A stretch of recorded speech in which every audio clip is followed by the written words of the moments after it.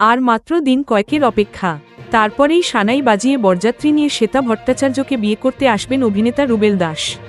Onscreen স্বামী স্ত্রী থেকে বাস্তবের স্বামী স্ত্রী হতে আর কয়েকদিনেরই অপেক্ষা। আপাতত জমিয়ে আইবুড়ো ভাত খাচ্ছেন দুজনেই। এবার নিম ফুলের মধু সেটে পাত পেরে বসে আইবুড়ো ভাত খেলেন রুবেল। বর্তমানে জি বাংলার নিম ফুলের মধু সিরিয়ালে নায়ক সৃজনের চরিত্রে দেখা যাচ্ছে রুবেলকে। বিয়ের 10 দিন আগে ধারাবাহিকের নায়ককে ধুমধাম করে আইবুড়ো ভাত খাওয়ালেন সহ অভিনেতা অভিনেত্রীরা। অনুষ্ঠানের 2টি ছবি শেয়ার করেছেন সৃজনের অনস্ক্রিন জেঠি ওরফে তনুশ্রী গোস্বামী। তার ছবিতে দেখা যাচ্ছে কাঁসার থালা বাটিতে হরেক রকম ব্যঞ্জন সাজিয়ে খেতে দেওয়া হয়েছে রুবেলকে। ভাত, পোলাও, ফিশ ফ্রাই, ডাল, মাছ, মাটন, পায়েস, মিষ্টির মতো পঞ্চব্যঞ্জন সাজানো রয়েছে থালায়। রুবেলও বসেছেন বর বেশে, মাথায় টোপর, গলায় গাঁদা ফুলের মালা পরে আইবুড়ো ভাত খেতে বসেছেন তিনি। রুবেলকে ঘিরে দেখা গেল নিম ফুলের মধুর অভিনেতা অভিনেত্রীদের। দেখা মিলল রুবেলের অনস্ক্রিন স্ত্রী এবং মেয়ে পর্ণা এবং পুটির।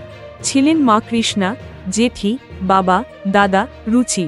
সিরিয়াল থেকে বাদ পড়লেও উপস্থিত ছিলেন ধাস্টামো, জেঠুও।